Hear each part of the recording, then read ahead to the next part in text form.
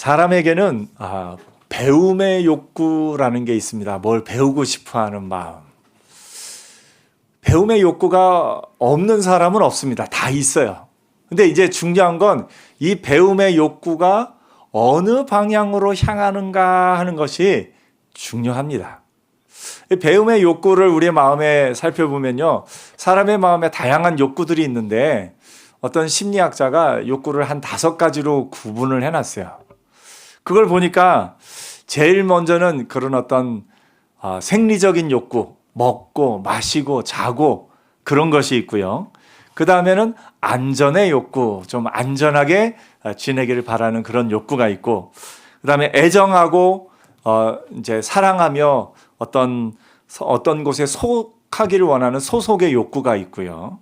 그 다음에 존중받고 싶어하는 욕구가 있고, 그리고 자아를 실현하는 그런 욕구가 있다, 이렇게 이야기를 합니다. 그 심리학자는 이제 제일 밑에 기본적인 게 채워져야 그 다음으로 이렇게 나갈 수 있다라고 이론을 했는데, 그 뒤로 많은 학자들이 연구하면서 꼭 이렇게 순서대로 채워져 나가는 게 아니라 동시에 영향을 좀 주고받다, 이렇게 얘기하기도 합니다. 오늘날 그럼 우리가 배움의 욕구라는 거는 어디에 속해 있냐면 가장 밑바닥에 있는 어떤 기본적인 생리적인 먹고 마시고 잠자고 그런 거를 좀 뛰어넘어서 자아 실현의 욕구, 내가 누구인가 하는 것과 나라는 존재를 더 나은 존재로 만들기 위한 그 욕구에 포함된다라고 볼 수가 있습니다. 그래서 사람은 누구나 배움의 욕구가 있어요. 어떤 분이 그래요. 우리 아이들은 별로 배우고 싶어 하는 것 같지 않아요. 그러는데 배움의 욕구가 없는 게 아니라 배움의 욕구의 방향이 잘못된 거예요. 방향이 공부 쪽으로 학교에서 또는 이제 그 학생 때에 맞는 그쪽 방향으로 배움의 욕구가 있는 것이 아니라 그 아이들 가만히 보면 게임으로 혹은 자기가 좋아하는 어떤 특정 분야에 팝송이면 또 혹은 일본의 어떤 문화 혹은 또 어느 나라의 어떤 것 또 어느 가수, 아무튼 사람은 자기가 뭔가를 새로운 걸 더 알아감으로 말미암아 그 알아가는 것 가운데 내 존재가 채워지는 것에 대한 기쁨이 있습니다. 그리고 내가 새로운 것을 조금 더 알았을 때 그것으로 말미암아 사람들 앞에 또 인정받기도 하고 또 내가 어떤 존재인지를 알기도 하는 그런 부분이 다양하게 표현되어 있습니다. 학생 때는 이 배움의 욕구가 공부 쪽, 그러니까 이제 시험 보기에 적합한 쪽으로 배움의 욕구가 가면 제일 좋겠는데, 이 배움의 욕구라는 건 본능의 영향을 참 많이 받습니다. 이 죄악된 본성의 영향을 많이 받아서 이게 게임하고 내가 즐기고 좋아하는 그쪽을 어떻게 다 할 수 있을까? 그런 쪽으로 이렇게 많이 가고 이 중간에 악이 끼어들기가 참 쉽습니다. 제가 가끔 예를 듭니다만 아이들 한참 때 예전에는 마을버스가 이 동전으로 마을버스비를 낸 때가 있어요. 그러면 마을버스비가 160원이다 그러면 어떻게 10원짜리로 이렇게 해가지고 15개 정도를 넣으면서 갈 수 있을까? 이런 생각을 한다든지, 그 예전에는 버스 티켓이 종이로 나왔던 때도 있어요. 아주 옛날 분들은. 아주 옛날은 아닙니다. 네, 종이로 나왔던 때가 있으면 10장을 사면 10장이 딱 있는데 그걸 중간에를 어떻게 잘라서 11장을 만드는 사람도 제가 본 적이 있어요. 참 이런 거는 어떻게 배워가는지 그거를 참 잘 배워갑니다. 게임도 보면요, 옛날에는 그 게임이 이제 오락실에 이제 올림픽이라는 그런 게임도 있어요. 이거를 버튼을 이제 육상 선수가 막 달리기를 하는데 버튼을 최대한 빨리 누르면 이 선수가 빨리 달리는 거예요. 사람 손으로 누르는 게 한계가 있으니까 이 쇠토 복시 아세요? 셋톱을 여기다 탁 놓고서 이게 위로 탁 치면은 이게 드르륵 흔들리면서 사람 손보다 훨씬 빠르게 움직여서 기록을 깨고 그런 아이들도 본 기억이 있습니다. 요즘에 컴퓨터 게임을 가보면요, 시뮬레이션 게임이나 어떤 게임을 보면 이거를 풀어가고 어디에 숨어 있는 뭔가를 찾아내서 내 힘을 극대화시키고 하는 거를 저는 보면서도 이거 어떻게 하나 싶은데 다 알고 이 쓰는 기술을 다 배워가는 걸 보면 참 신기하기도 합니다. 그러니까 아이들은 그걸 더 많이 알고 내가 다른 아이보다 더 뛰어난 기술로 더 높은 레벨에 도달하면 그것이 자기의 어떤 좀 정체성이 되기도 하고 자랑거리가 되기도 하고 자기가 좀 대단해 보이는 그런 어떤 부분이 있기도 한 것을 봅니다. 배움의 욕구가 아이들에게는 있는데 방향이 어디로 향하느냐 할 때에 그 방향을 온전한 쪽으로 잘 잡아주는 게 사실 부모의 역할입니다. 아이들의 본성은 자꾸 어떻게 보면 좀 이상한 쪽으로든 아무튼 이렇게 도움이 되지 않는 쪽으로 향할 가능성도 있는데 어떤 죄악된 본성의 영향을 받을 수 있는데 그거를 온전하고 건강한 방향으로 배움의 욕구를 이렇게 자리 잡아주는 것이 참 필요합니다. 근데 학생만 그런 것이 아니라 어른도 그렇습니다. 어른들은 배움의 욕구가 어느 방향으로 향할까요? 어른들의 경우를 이렇게 보면 내가 살다 보니까 제일 필요한 건 돈이더라. 그래서 어떻게 하면 돈이 흘러가고 어떻게 하면 또 돈을 많이 벌 수 있을까? 부동산이나 주식이나 또 요즘에는 금도 뭐 금값이 예전에는 교회에서 이제 돌잔치 돌예배를 갈 때 한돈 반지를 맞춰서 그 아이에게 선물해 주던 때도 있었습니다. 예전에 아이들 돌잔치 하면 부모님이 이 한돈 반지를 선물해 주던 때도 있는데 요즘에는 그거 쉽지 않을 것 같아요. 어마어마하게 금액이 많이 올랐습니다. 이런 것에 어떻게 하면 돈을 더 벌 수 있을까? 그것을 남들보다 더 연구하고 더 공부하고 해서 또 그것을 배워가고 그것으로 말미암아 내 필요한 것을 채우고 그런 경우들이 있어요. 돈을 버는 일에 내 배움의 욕구를 다 쏟는 경우 있습니다. 근데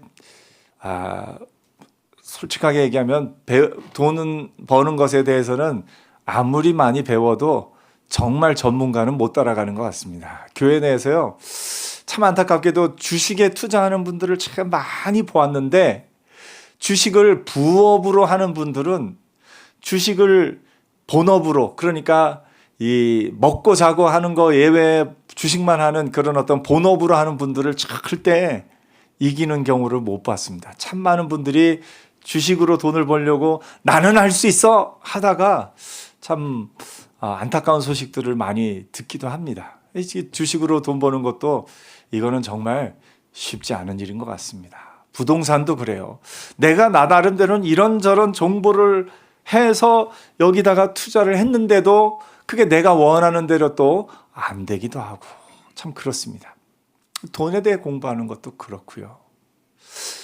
또 어떤 분들은 사람의 마음을 움직이는 어떤 권력에 대한 욕심이 있어서 어떻게 하면 사람의 마음을 얻는지, 어떻게 하면 사람들의 마음을 움직이는지 그런 것에 대해서 또 이렇게 공부하기도 하고 세상에는 이 배움의 욕구를 다양한 부분으로 이렇게 나아갑니다. 그런데 그 욕구가 또 본능적 욕구하고도 이어져 있죠. 그래서 내가 더 많은 편안하게 먹고 살고 지내기 위해서 돈을 벌기도 하고 사람들 앞에 권력을, 아주 초보적인 단계에서는 그냥 목소리를 높이는 게 사람들이 내 앞에 쩔쩔 못하게 하는 거고 조금 더 나가면 조금 더 어떻게 올라가면 이런저런 방법으로 사람들이 나의 영향력 아래에 있게 만드는 그런 것들을 사람들이 연구하기도 하고 배우기도 하고 배워갑니다.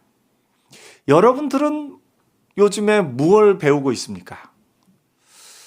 가만히 있기보다는 이런 거 저런 거 새로운 거를 또 배우고 싶어 하는 마음이 우리 마음 가운데는 늘 있습니다.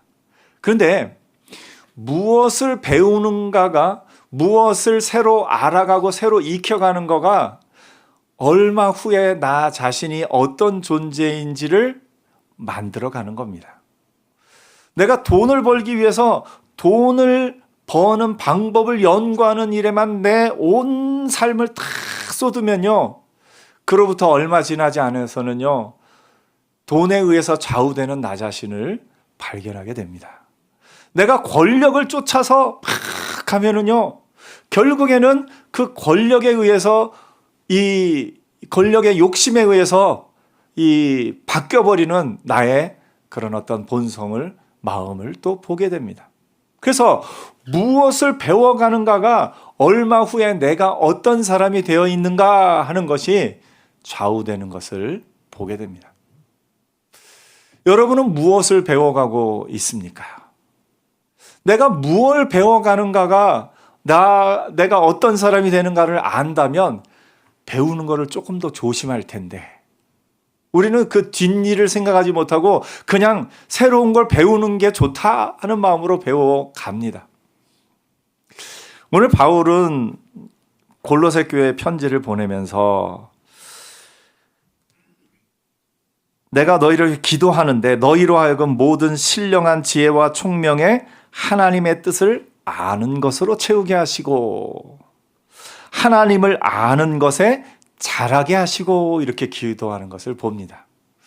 우리에게 배움의 욕구가 있는데요, 이 배움의 욕구를 어떤 방향으로 쓸 것인가를 우리가 조금 생각해 본다면 그 중에서 가장 귀하고 가장 온전하고 가장 선한 방법이 뭐겠습니까?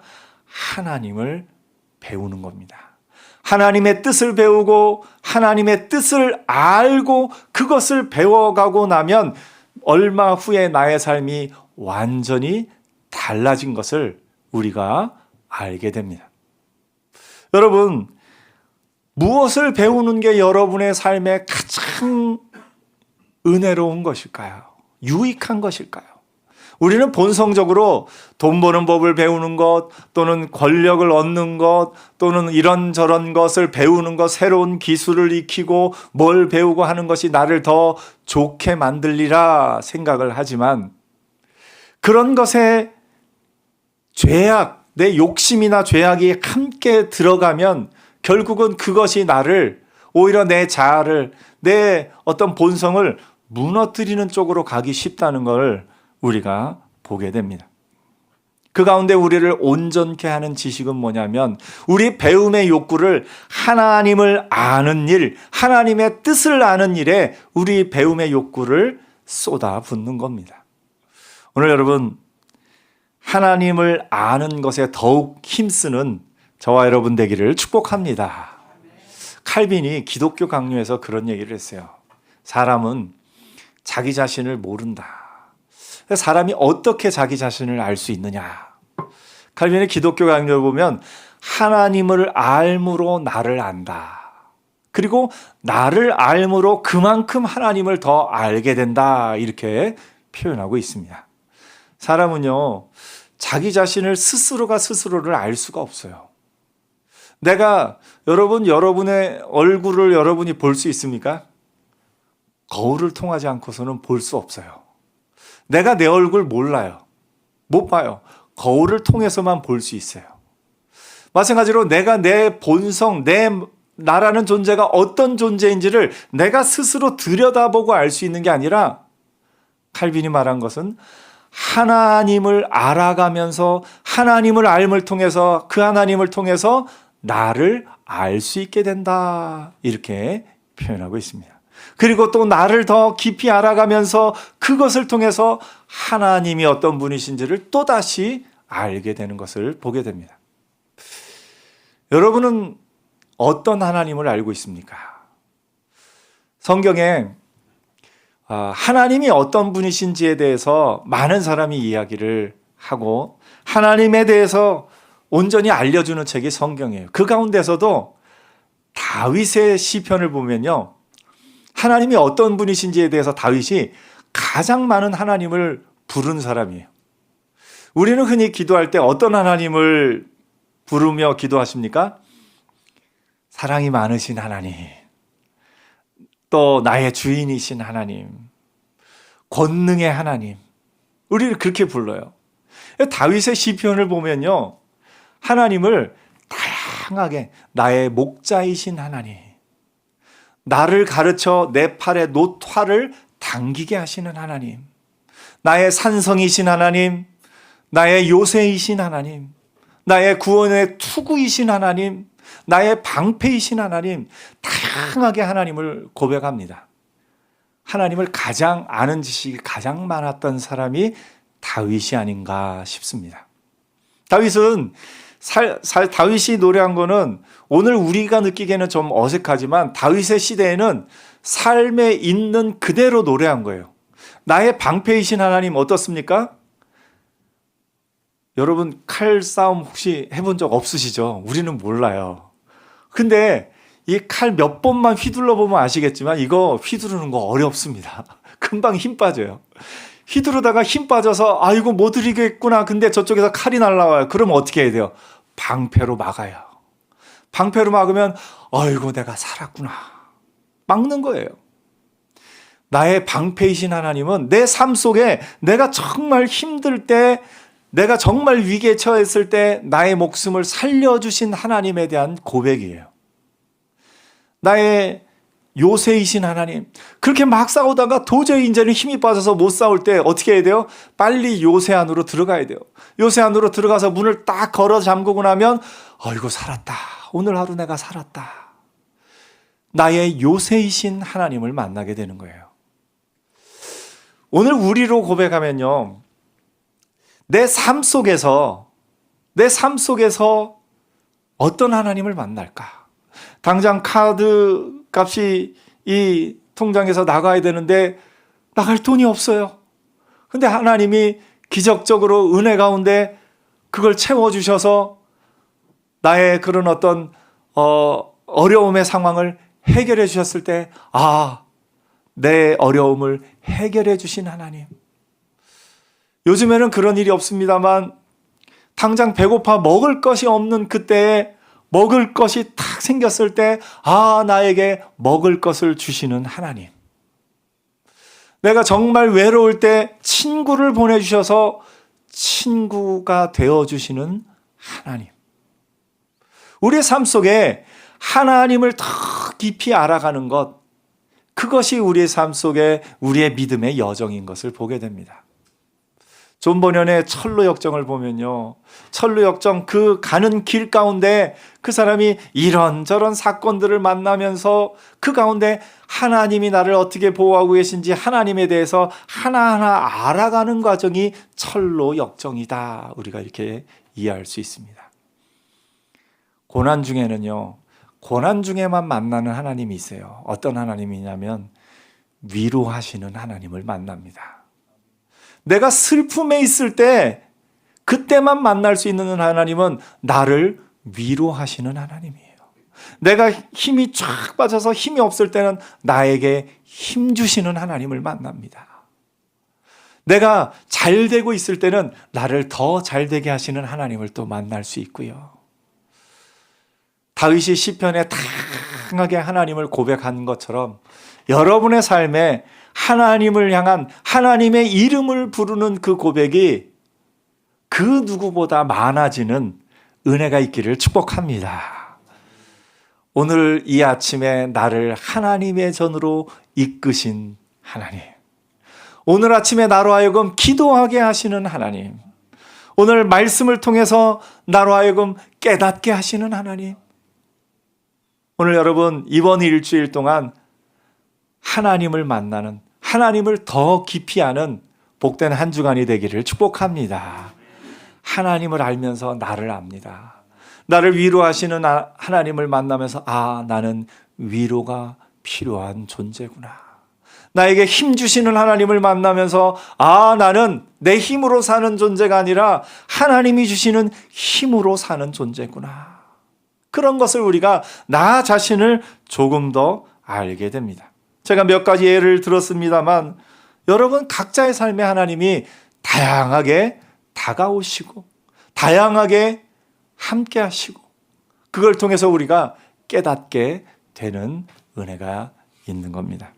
오늘 여러분의 배움의 욕구는 어디를 향하고 있습니까?